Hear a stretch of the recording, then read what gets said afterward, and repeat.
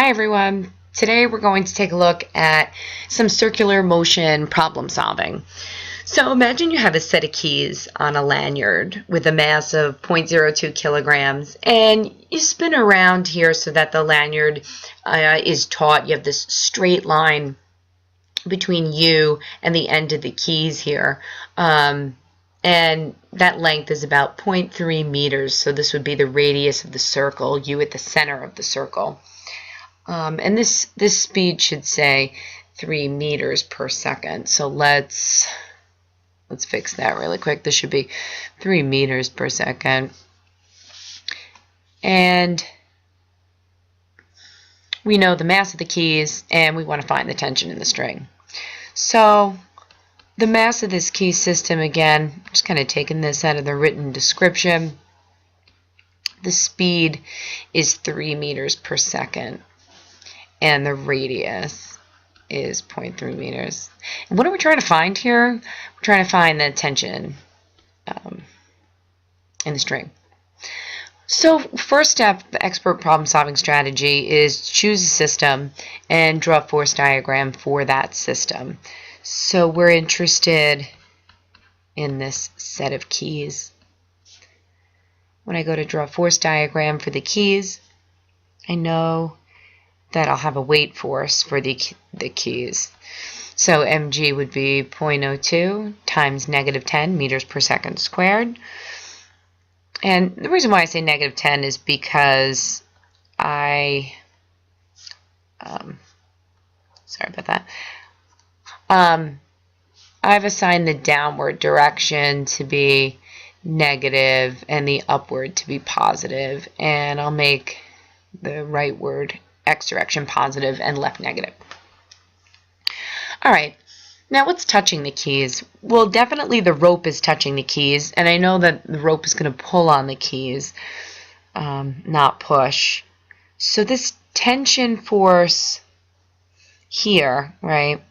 And tension is kind of weird because when we take a look at what's going on here, the rope exerts a tension force this way on the object. I'm going to call this tension in the x. And this is the weight force that we just represented. We know that these keys don't have any acceleration in the y direction. So we need to ask ourselves, what is responsible for balancing the weight force? Well, tension is a little bit weird. When you think about this rope, it exerts a tension force this way in the x direction, and it also exerts a tension force in the y direction. I'm going to call this tension in the y.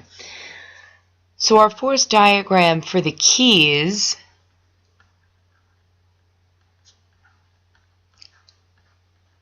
looks like this. All right, well, let's kind of analyze this force diagram here. I know that acceleration in the y is 0 meters per second squared. And the reason why I know that is because, we've done this before. And we know that in terms of the y-axis, there is 0 acceleration and 0 velocity for that matter. So this would be a 0 net force in the y. In the x direction, net force in the x direction, the vector is to the left.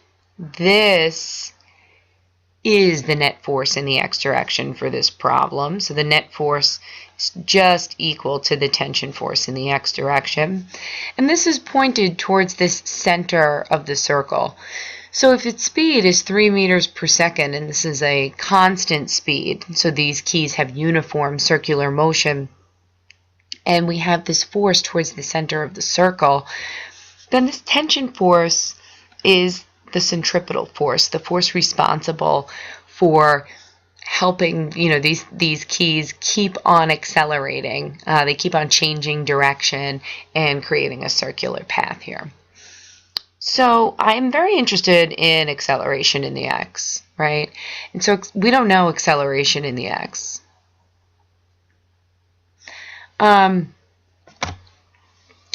that we have this set up, we'd love to find what's missing over here, wouldn't we? Let's take a look at some of the things that we know.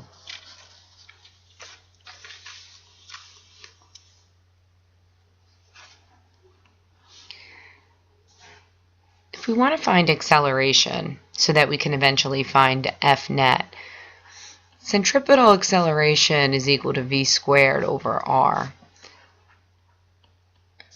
We do know the speed is 3 meters per second,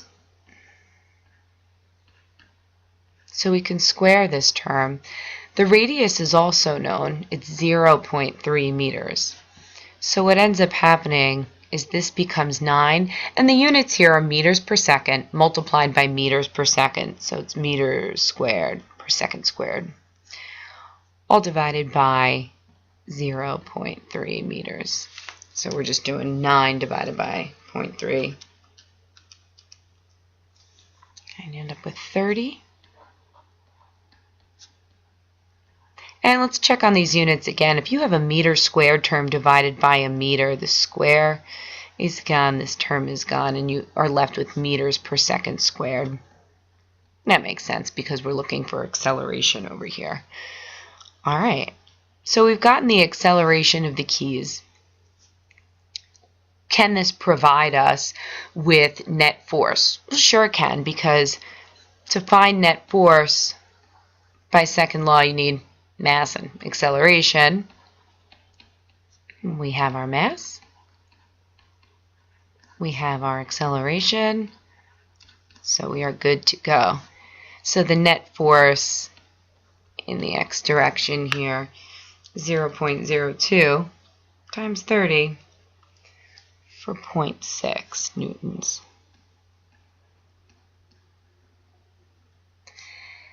This net force that you found, this 0.6 newtons, when we go back to our force diagram, we're reminded that the tension force, right, in the rope in the horizontal direction here, the tension force in the horizontal direction is the net force.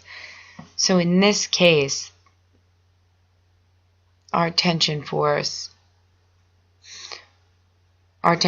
is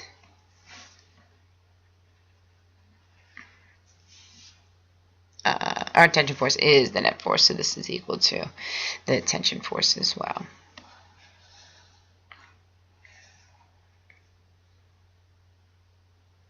I hope this gives you a good start here, some foundation for solving problem set 1 in terms of circular motion. And if you have any questions, let me know.